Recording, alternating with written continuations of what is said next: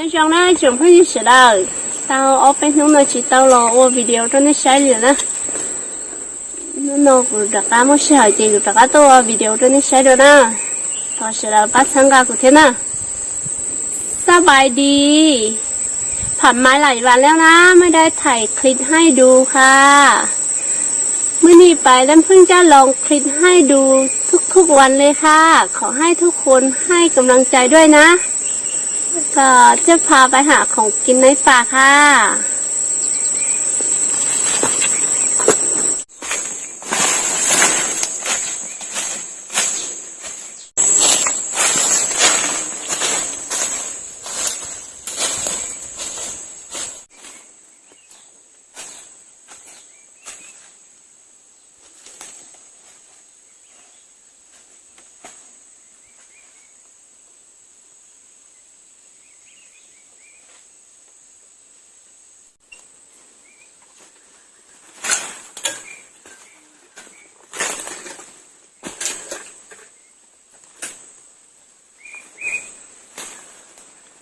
โยนชัวนะหน่อค่ะ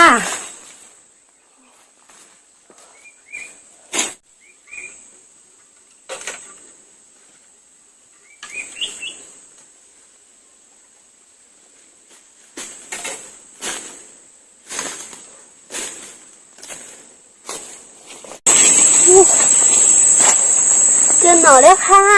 ไปต้นหน่อนะ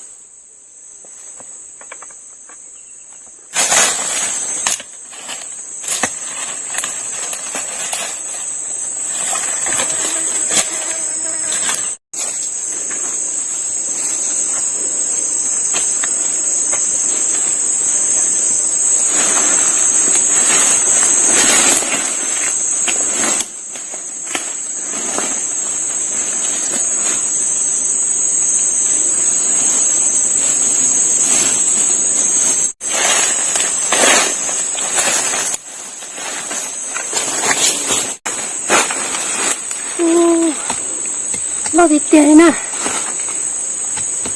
ใหญ่มากเลย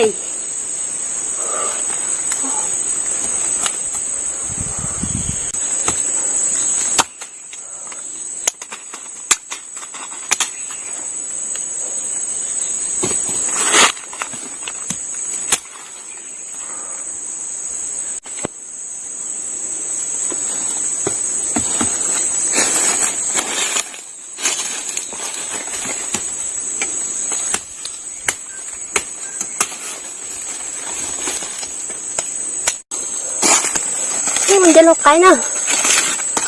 เห็ดไก่นะ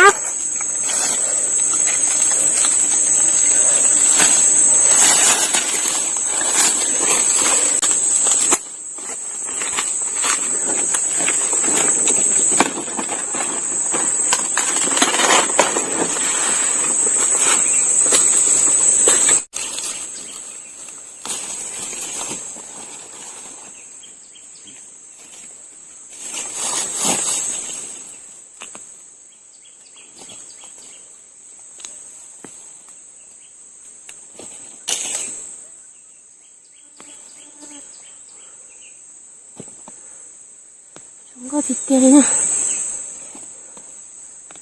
สวยมากเลยค่ะ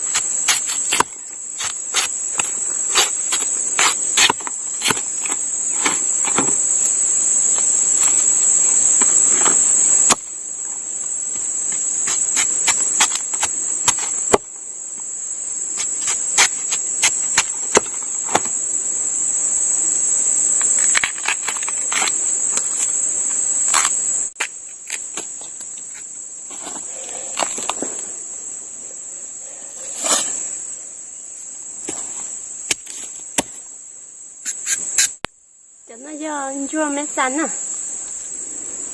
นี่คือหน่อเม็ดสันนะ